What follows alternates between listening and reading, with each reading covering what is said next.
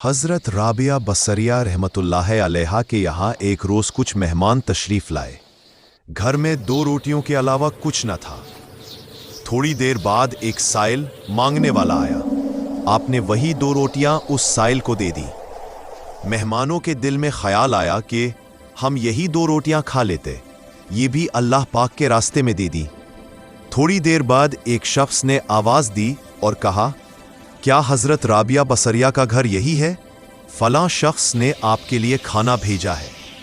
जब खाना कबूल किया गया और रोटियां गिनी गईं तो 18 निकली।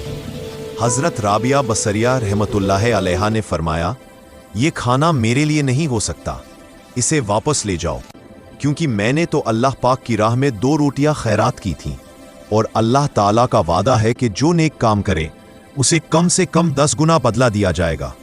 तो हिसाब के मुताबिक मुझे 20 रोटियां मिलनी चाहिए थी।